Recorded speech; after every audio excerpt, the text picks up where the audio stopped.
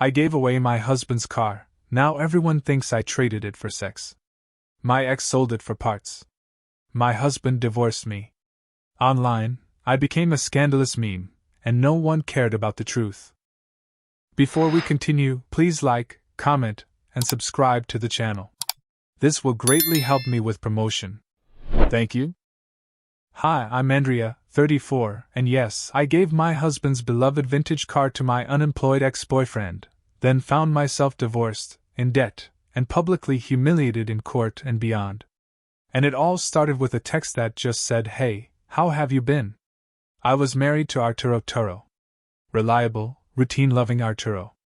We'd been together for nearly 5 years, and life was fine. Not fireworks, not romance novel levels of passion, but stable.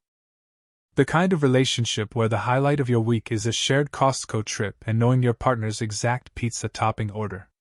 Then, out of nowhere, Leonardo texted.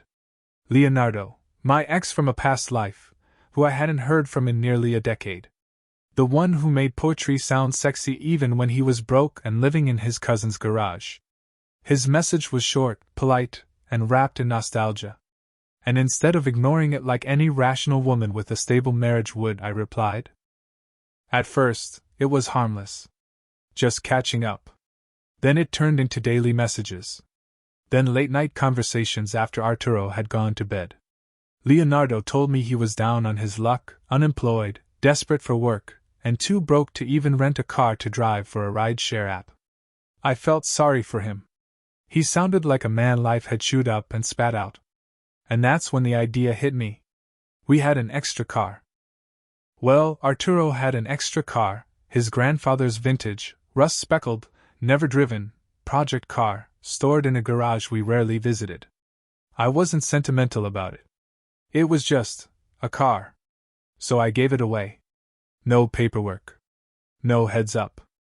I handed Leonardo the keys like it was a batch of leftover cookies and told myself I was being noble.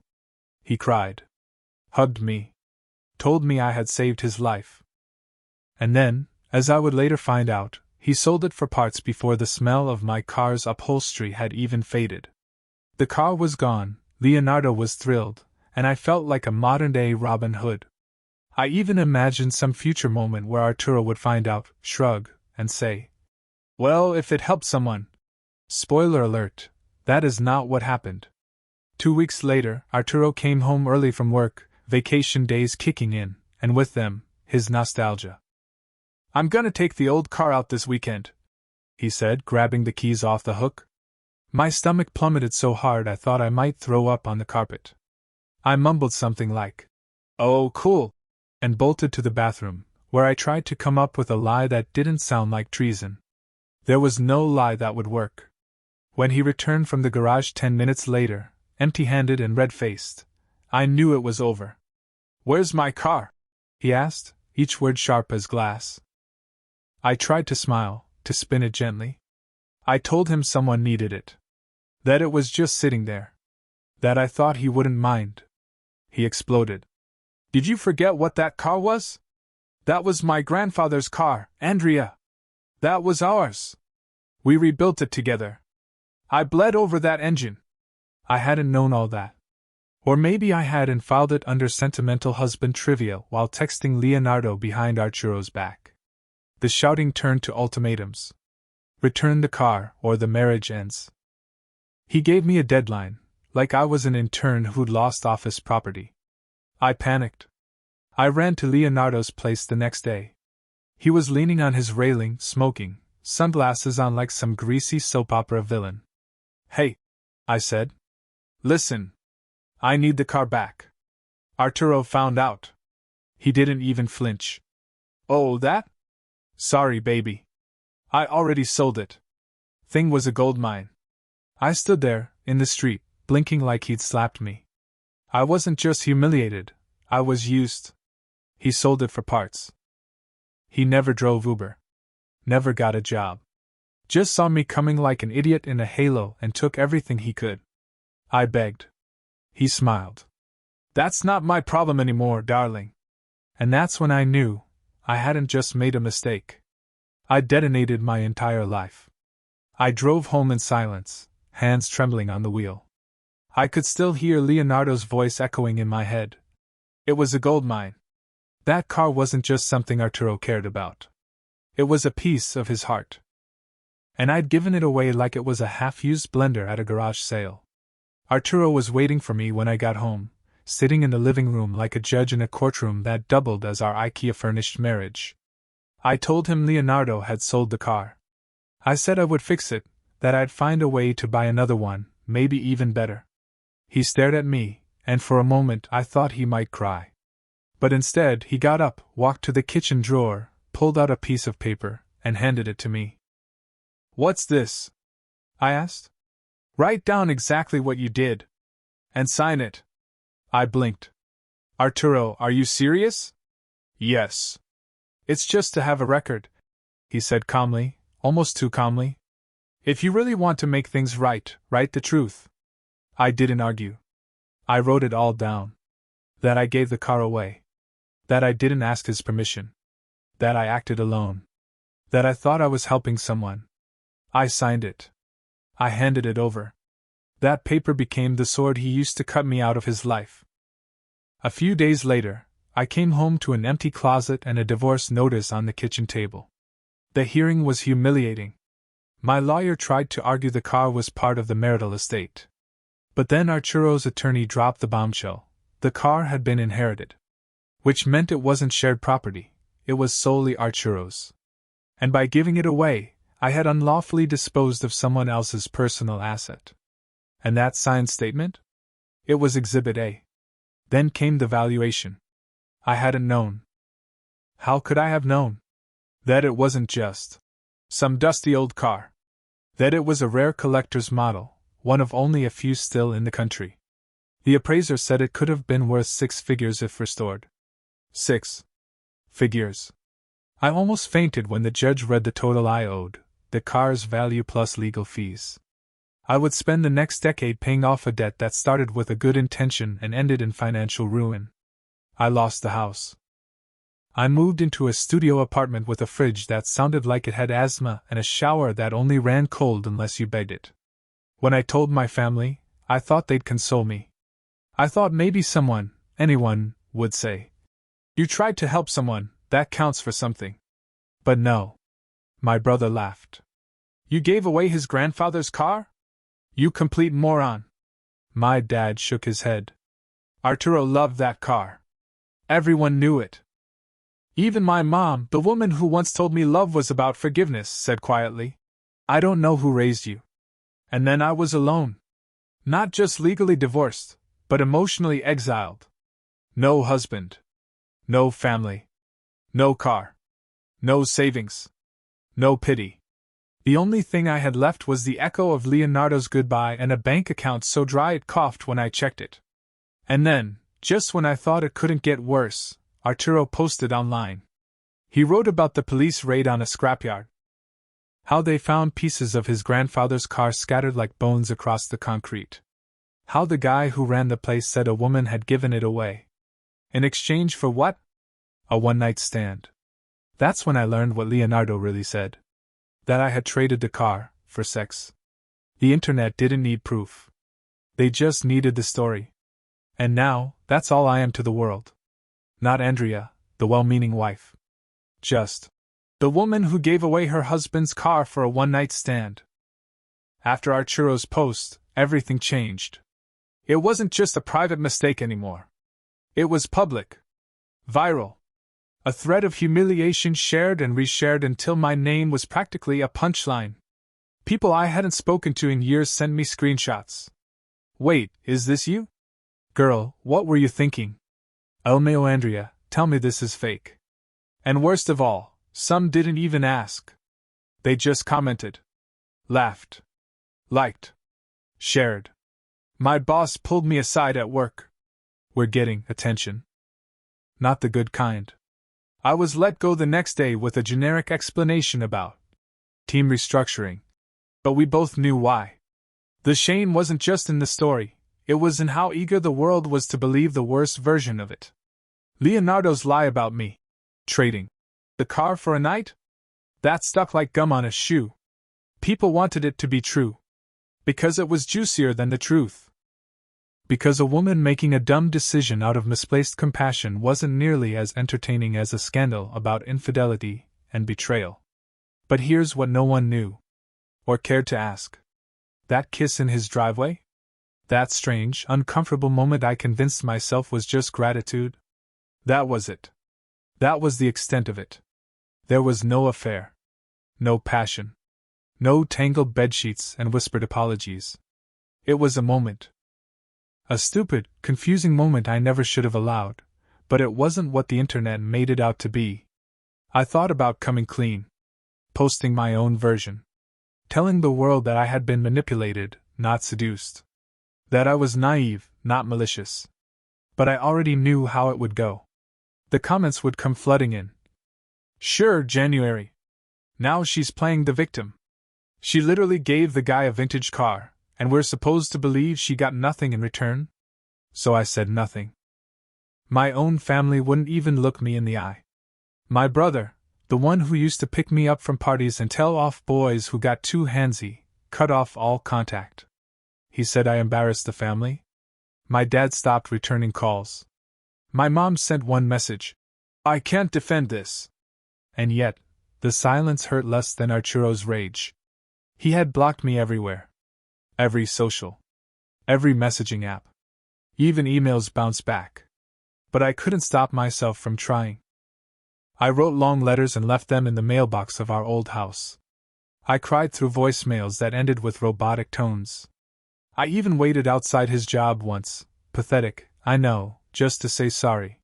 He walked past me like I was air. It wasn't until weeks later, when I ran into his cousin at a gas station, that I got a taste of how deep the wound really ran. You destroyed him, she said, not even looking up from her pump. That car?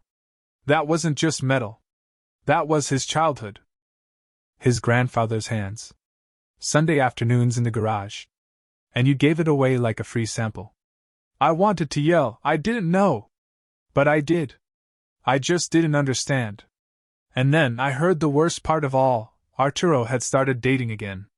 Someone new. Someone normal. Someone who, as his cousin so sweetly pointed out, knows the difference between junk and legacy. That night, I sat on the floor of my apartment with my knees to my chest, staring at the tiny closet that held everything I had left. I thought about the life I had. The one I blew up with a single gesture. I replayed it all. The messages. The coffee shop. The keys in my hand. And I realized something I hadn't admitted until that very moment. I wasn't just naive. I was lonely. Leonardo didn't just need help. He made me feel seen. Important. Like I still had something to offer the world besides dinner, and dry cleaning and nodding along to Arturo's work stories. And that need, the need to feel useful, to feel wanted, is what destroyed everything. It's strange how debt can feel physical. Like a weight on your chest, like your very bones owe someone something. I lived with that feeling every day. The court ruled I had to pay Arturo the full market value of the car, plus legal fees. The figure was so high it didn't even feel real. It was more than I'd ever made in a year. More than my parents' house. More than my future. And the kicker? I didn't even get to keep the house we lived in. Arturo got that too. I was left with what little was in my checking account, a suitcase of clothes, and a paper trail proving that yes, I had been that stupid. I moved into a studio apartment in a building where the elevators groaned like dying whales and the hallway smelled like microwave fish and despair. I worked 2 jobs, day shifts at a bakery and night shifts cleaning offices, and still couldn't make a dent in the payments. Most days, I skipped lunch to save money. Most nights, I fell asleep in my uniform, too exhausted to cry. I thought about contacting Leonardo. Not to ask for help, I knew that was pointless, but to scream. To say, "Look what you did to me. You ruined my life." But he was gone. No phone. No address. Nothing. Just a trail of wreckage I couldn't follow. Then, one afternoon, while I was restocking scones at the bakery, I got a call from Arturo's lawyer. "Mr. Toro would like to remind you that your next payment is due in 4 days," she said, her voice cool and professional, like she wasn't gutting me with every word. I wanted to scream. Not just because of the money, but because even after everything, Arturo still wouldn't speak to me directly. I was reduced to a case file. A cautionary tale. The stupid ex who gave away a car and broke a man's heart for absolutely nothing. But the worst part? I still missed him. I missed the sound of his laugh when he was half asleep. The way he always ordered the same meal but tasted mine first. The way he talked about that car, his grandfather, their weekends in the garage. I had rolled my eyes at those stories. Tuned them out. And now I'd give anything to hear just one more. Sometimes I would open old photos on my phone, ones I hadn't had the heart to delete. There we were, at the beach, sand in our shoes. At Christmas, him in a terrible sweater, me laughing. And in one, there was the car. Parked in the background. Shining under the sun. I had captioned it, "The Rust Bucket," with a laughing emoji. Now I looked at that picture and saw everything I destroyed. And yet, I wasn't the villain. Not in my heart. I hadn't meant to hurt anyone. I hadn't schemed or cheated or stolen. I just made a mistake. A terrible, life-wrecking mistake. And the world wouldn't let me forget it. People think there's always a clean villain in stories like this. But sometimes, the worst damage comes from someone who truly thought they were doing the right thing. And that's who I was. I didn't betray Arturo for love or lust. I betrayed him for mercy.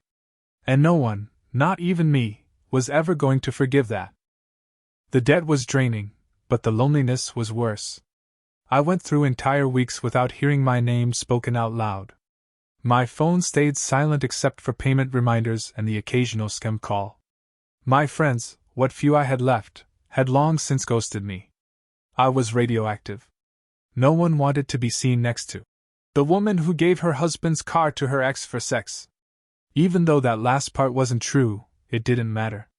The rumor had done its job. Truth was irrelevant. Perception was everything. I kept working. Kept breathing. Kept trying to survive in a world that had decided I was beyond redemption. Every time I thought I'd found a little light, maybe a small kindness, a connection, it vanished. Until I found the letter. It was tucked between old insurance papers in a file box I'd barely touched since the divorce. Yellowed envelope. Arturo's handwriting. I sat on the floor of my apartment and stared at it for a long time before opening it. Inside was a birthday card he had written me years ago.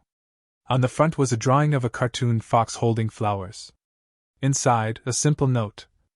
Andrea. You make the world feel less cold. Even on your worst days, you still try to help people. Don't ever lose that. I love you. A. I read it so many times the ink started to smudge from my fingers. And then I cried. Not because I missed the marriage.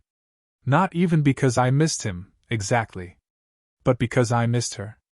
The woman he believed I was. The woman who tried to help, who tried to fix things, who had no idea how quickly that kind of goodness can be twisted into something grotesque. I wanted to believe she still existed somewhere inside me. That I wasn't just this walking cautionary tale. So I did something ridiculous. I posted an apology. Not one of those PR style. "I'm sorry you were offended" posts, but a real one. Raw. Honest. I wrote that I had made a mistake. That I had let pity cloud my judgment. That I trusted someone I shouldn't have. That I had no excuses and wasn't asking for forgiveness, but I needed to own it. Not for Arturo. Not for the internet. For me. It didn't go viral. It didn't change anyone's mind. But a few days later, I got a message. From Arturo's cousin. The same one who told me I destroyed him at that gas station. She wrote. Saw your post. He won't admit it, but he read it. Didn't say much. Just sat there quiet for a long time. I didn't know what to do with that. Hope is a dangerous thing, especially when you're the one who broke everything. But for the first time in a long time, I didn't feel like I was drowning. I was still broke. Still alone. Still paying monthly for a mistake I couldn't undo.